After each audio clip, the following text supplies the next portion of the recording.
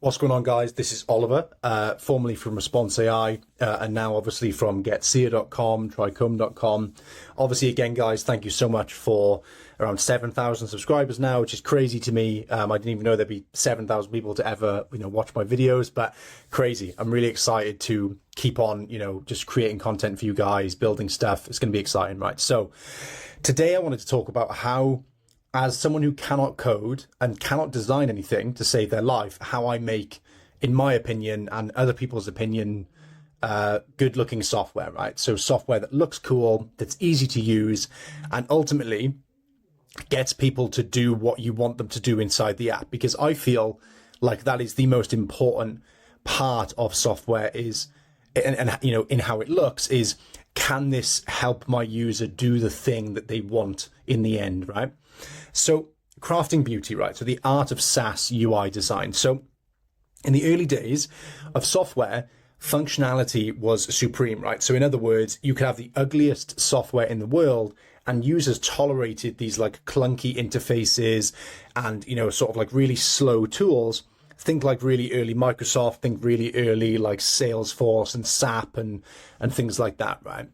It's because these tools were revolutionary, right? SaaS was, back in the day, you had to go to someone's building and install software. And then, software became like, this sort of like above the fold thing where you could just download it off the internet, which is crazy to me, right? So Salesforce still get away with this, right? But we're in the business of building tools that look good and are, useful and easy to use for customers, right? So today, because SaaS products are built daily and more rubbish softwares are built by non-designers, good design is crucial. So well-designed UI sort of, acts as the speaker or the ambassador of your product, right?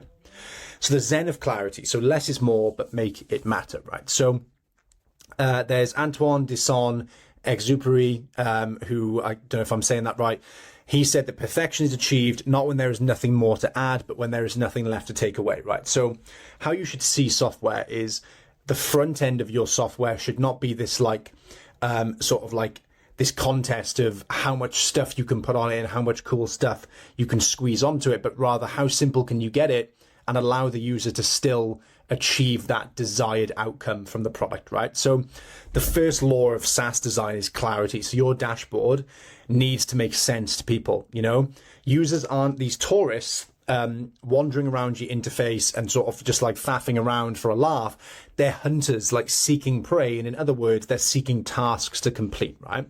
So there's problems to solve. And if the user cannot find their way around it, they will just churn and cancel your software. Every random button, every vague icon, every random thing that's in their path and every button that takes them nowhere is a sort of thorn in their path, and it will stop them from getting value from your tool, and then they won't pay you, right? So consider this statistic, right? 88% of users abandon a site after a poor experience. So clarity isn't just about like how things look, but it's about survival for your SaaS, right? Now, when it comes to modern tools, you've got things like, so it says Bubble here, I meant Dribbble, right? So Dribbble. So modern tools like Dribbble, which is just like a big database of like designs, right? So you can see that there's a gentleman, Ahmad Faizan, from On Point Studio, right? So those kinds of like design snippets and stuff like that can be found on Dribbble. So it's Dribbble with 3 B's. What you can do is you can plug these into something like Lovable or Cursor or ChatGPT and literally say, can you copy this? Can you copy this UI, right? So that is how easy it is to actually build good looking UI and good looking front end, is just by taking screenshots of the thing that you like and then just putting it in. And I've built all of my software tools like this since, like Cursor came out and Lovable and Windsurf and all these different things, right? So just as a quick clear, guys, so it's easier than ever to design pretty UIs and pretty SaaS, even without coding or design experience.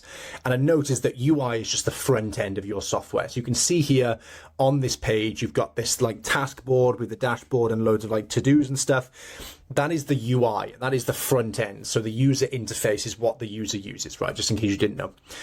So Dieter Rams 10 principles. So prioritize function over ornaments, right? So in other words, the user, like I said, needs to get the thing done. They don't need to be like, impressed by all these like wild colors and wild buttons and animations.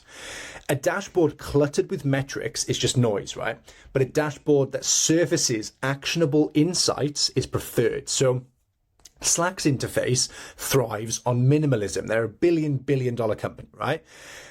They've got channels, messages, and some search bars. That's all you see. But beneath those simple things lie thousands of integrations. Now, the user is the muse, right? So designing with empathy, not ego. So people ignore design that ignores people, by Frank Chimera, right? So phrased another way, if your app is not designed for people to use, they will cancel the software because it just won't look right. They won't be able to do what they want to do. UCD, which is user-centered design, is often reduced to personas and these journey maps and things like that. Like, oh, where's the user going to go? Where? At its core, your users are not data points. They're these human, flawed characters that are going to go into your software and not know where the hell to go, right? To design for them is to embrace the fact that oftentimes users have no idea where they're going, what they're doing. They need like loads of hand holding, and that's absolutely fine. It sounds nasty of me, but it's completely fine to say because people like being treated like this. You have to treat them like children, right? They cannot find their way around the app without your help, and that's absolutely fine. That's how you're going to keep them there. You're going to help them every step of the way and get them to their goal, right? So start with the jobs to be done theory, guys. So what job does your user hire your product to do?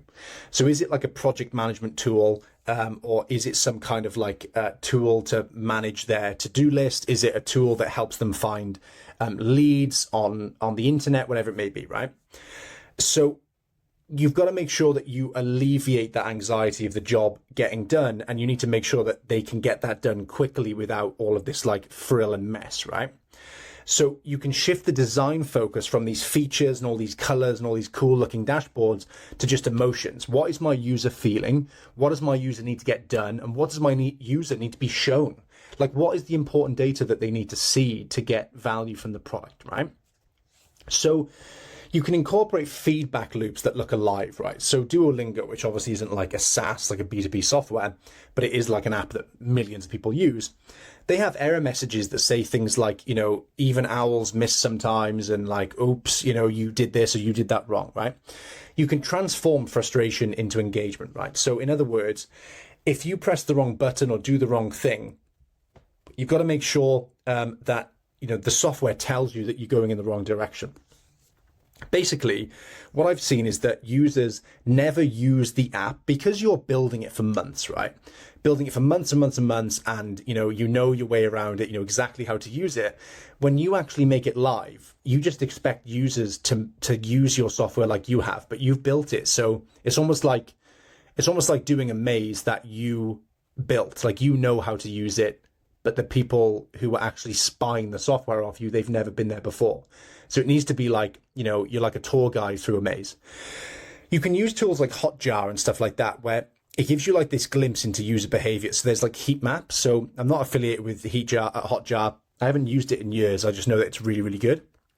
It shows you where your users are clicking and stuff, and then also where they're rage clicking. So have you ever been like on a software and you've been like stuck and you've just been clicking and clicking, like trying to get something to work? Hotjar will tell you whether those people are actually rage clicking and don't know what they're doing. Now, remember, guys, the reason this is important is because it's going to stop you from losing customers. Like if people get on and they enjoy it and they find what they need, they're not going to cancel the product. They're going to be interested and keep paying.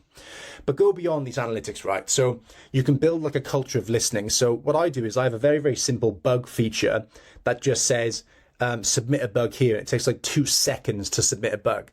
And it'll tell me what page it was submitted from. And you can basically describe the problem, right? So you collect those bug reports and then you actually iterate on the design of your app.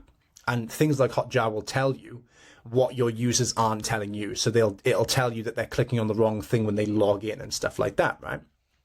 Now, the other side is consistency, right? So even when people are unfamiliar with the software, we will hunt for this kind of like settings cog, or like, you know, like a get started drop down or things like that, right? We're all used to that. We've all used hundreds of software tools, right?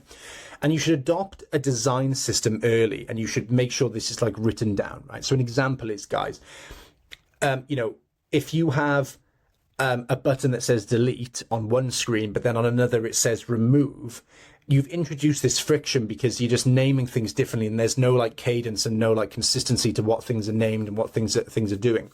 The same applies to the size of pages, the size of text. All of this stuff needs to be the same. So titles need to be a certain size. Buttons need to be a certain size. It creates friction, and even if they don't really like say, then they're not going to tell you, oh, text is different size on different pages.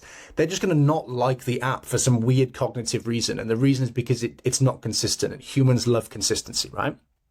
And language is this sort of like UI, like we are speaking to the user with our software, and they need to be able to find their way around it, right? So that is like a dashboard that I found from Halo UI UX for Halo Lab, right? So very, very useful.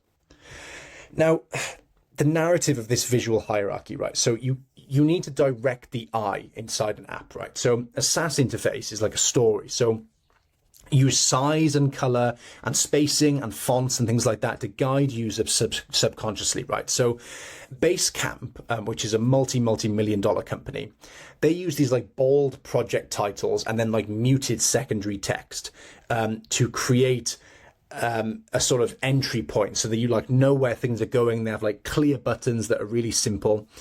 And basically these things like Airtable, so on the right is like a UI that's sort of inspired by Airtable, right? And you've just got like rows and like data and stuff like that, but they've transformed like something very boring like spreadsheets into like a story. You can see that there's different scores, there's different colors. On when you hover over something, it like expands or changes color or things like that. You've got to make sure that the data is clear. So basically you've got to find a way to make data as clear as possible. And Airtable does this because they just have simple rows, right? Now, the alchemy of onboarding, so it's like a love letter, right? So your onboarding flow is like this sort of first date, right? And you can really fuck up a first date. Like things can go wrong on the date. Things can, you know, you might not sort of gel with the person. You might not really get along. And when you first have paid to get into a software or you're on a trial, you are the most like critical of a software ever. And it's similar to just turning up to a date really nervous and already wanting to leave, right? You got to charm people, educate them, and then leave them wanting more. So this is actually a screenshot of my software. Like I practice what I preach. I design software, and I design the front ends of my software. Now this front page, the thing that I hope sticks out really is the Start Here button, which is very, very simple. And when you first log into to your account for my app, it says Launch Social Agent, and this box has a drop shadow, and it's greener than every other box. And it suggests that when you first log in, Start Here is just basically telling the user to click on the social agent and basically get started, right? Now, linear onboarding, which is like a sort of forced tutorial, it feels like a lecture, right? So you're like forcing someone to jump through these hoops, right? Instead, what you should do these days, because that's what people respond better to, is you should opt for this sort of thing called progressive onboarding, right? So Notion's blank page, it sort of looks like the thing on the right by Syed Mohammadi. So basically, there's a blank page and it invites exploration. So you've got like tooltips appearing when you hover over certain things, and you've got like sort of like tips and tricks that say, oh, you should click here if you want to do this or do that. Duolingo's approach, I know I use them, but they're not a B2B SaaS. They, like I said, they have millions of people who are using the tool every day, and they make hundreds of millions of dollars. They let users dive into like a first lesson immediately, and then they basically guide you through the actions of getting to the result of the software, right? But onboarding never really ends, right? So when users are sent to do a new thing, it should be just as inviting. So there's like little copy you can write. So things like click here to create your first task. You've got this, right? It transforms this empty space into like a game for the user, right? So you've got to make sure that they're invited to take the next step with the software. This is one of my software's like actual agent launch modules, right? So as you can see, the first step, it says AI agent setup, configure agent, right? You basically go through steps with a progress bar in green at the very top, and it just allows users to go through this process without really having to worry about the next step or whether, like, you know, they're going in the right direction, because the green progress bar tells them that they're going to the result, and they're going to get the result when they finish this module. And it's very attractive. You've got like the like logos and the sort of icons below, target domain, business context, keywords. And the first step really is that you effectively, as you can see over here, you put in your domain, then you go over to the agent setup where you describe your business, and then you finally add the keywords to the tool. And you press launch, and then that's it. You get a confetti thing that says, well done. A bit of confetti comes out. You can just, that's really easy. Just ask your AI coding tool to say, you know, can you blow up some confetti when they press launch or whatever? And they are now off to the races. They're ready to go. But I haven't like really sent them anywhere complex. I've just asked them to click here. It explains exactly what we need to do. So enter your website URL, tell us about your business, then add important keywords. And then you press done. And that's it.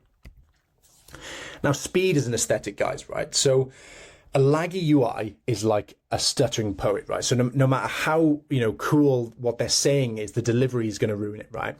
Now, studies show that a 1 second delay in things being clicked reduces conversions by 7%, which doesn't sound like a lot, but if you've got 1,000 people visiting the page or downloading a trial, you're in trouble, right? You need to optimize assets with tools like Image Optim. There's like, you know, like lazy loading and things like that.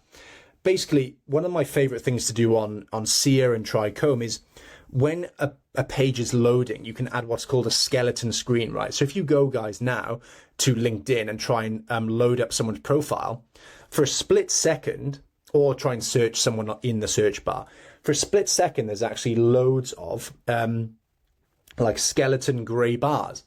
And this adds some kind of illusion of speed because you know that something's loading in, right? And it's just perceptual. It's not like technical, like they're not like timing how long it's going to take. But when you see that skeleton screen with just like gray boxes, you know it's something's happening. Users just need something to be, you know, they need to be shown something so that they know something is happening behind closed doors. You can use progress bars and stuff like that, like Lottie animations. You should look up Lottie animations. Use like whimsical animations and silly stuff. So, you know, people like juggling balls and stuff. It doesn't really matter, but it makes waiting tolerable. So if your app is like heavy on data and needs a lot of loading, you can consider that. Now, branding, guys, right? So when UI becomes identity, and when you know that you're inside my app because of how it looks, right? So this is the sort of cumulative effect of like these different interactions with your app. So MailChimp have like branded error messages, right? So when you click on the wrong thing, there's like a little chimpanzee that says whatever, right? If you click on the wrong place on Calendly, or you run into an error on Calendly, there's like animated stuff that happens, right? But you shouldn't like do all this just for the sake of it, right? You should only do this when you've established a brand. And for example, Stripe doesn't mess around with any of this, right? They just use this muted, really, really boring palette, as you can see on the right, but they use a lot of coding examples. You can just copy paste code, right? Their brand isn't in the colors, but in the help they give you. So consider brand not just as colors and logo and designs and cool animations, but think of it as like how the user feels inside the app. Now, proof of progress. This is the most important parts of the UI sort of like guide, is that users need to feel like they're making progress, and you can actually show them this, right? So B2B users crave proof, right? They crave that fast. They want proof of progress, and proof of progress reduces churn. So you can embed a value tracker inside the UI, right? So it's like a live dashboard showing metrics like time saved, or tasks automated, or revenue made, or leads generated. And HubSpot do this pretty well. Their onboarding flow asks for like, integrations and stuff like that. Then later on, it populates your dashboard with like pipeline projections. Like, we think Steve is going to close for $10,000, or we think Lucy is a great prospect for you to call back, and stuff like that, right? It's taking your data and saying you are on track to do X or Y and achieve this result. And that's a very important thing, guys. Now, speed kills, slowness saves. This is a really important part as well, right? Ethical friction. Designing these thoughtful pauses. So I have been in this position where I've been on a software and something very important. There's a very important button. I'm going to delete something or, pause something or something like that. And it just lets me do it. And I just delete everything, right? And then you're on the phone to support saying, look, like I've deleted something I didn't mean to, right? Borrowing from Nia Eyal's Indistractable, ethical friction introduces these deliberate pauses to prevent rash decisions, right? It turns dark patterns into light patterns. So in other words, you can add confirmation layers. So for high stakes actions like deleting a database or, removing a campaign or shutting down a server, you can add some kind of 2-second animation, like a trash can spinning or something like that, right? Before confirming. This leverages what's called the Zeigarnik effect, which is that unfinished actions linger in memory. So in other words, if you just click delete and then nothing happens, but something's been deleted, you're not going to feel that like, you're going to crave like completion. Like, has that happened? Has it not? You're refreshing the page to find out. Literally have another pop-up that just says, you sure you want to do this thing that you've just said you want to do? You've clicked delete. Do you mean this? Do you really want to X, right? And that's amazing, guys, because it means that users can have, a last chance at deciding against the thing they're doing, but it also leverages that Zeigarnik effect and gives them closure on what they've done. If you just click delete and something disappears, that's just really bad user design, right? So final thoughts, in the end, the most beautiful interfaces are those that sort of disappear, right? So you shouldn't ever it's similar to like watching an actor. You should never be thinking, God, this actor's a great actor. You should just be thinking, I love this movie. Because if you know an actor is acting, it just feels like it's not a movie. It feels like it's just an actor showing off how good he is, right? How good she is. So your UI shouldn't be like this thing that they like have to tackle. It should just be something that feels seamless. So a software really is like lived inside, especially if your tool is being used all day by people. And it's down to you to basically make it simple enough for the user to enjoy and for the user to get the results. Remember, we are optimizing for how easy is it for someone to get a result in the software, and how easy is it for them to continue getting those results, and is it showing you the data that is relevant, right? Now, if you guys have any questions about, how to build UI or how to sort of prompt, AI to build good front ends, then you can just effectively just reach out to me on Twitter or comment or anything like that, and I'll be there. But essentially, you can pretty much copy any UI that you want by just going on Dribbble, and then just screenshotting things that you think looks good and then just feeding it to AI. And it is as simple as that, guys. I'll see you in the next video and have a good weekend. Speak to you soon. Bye-bye.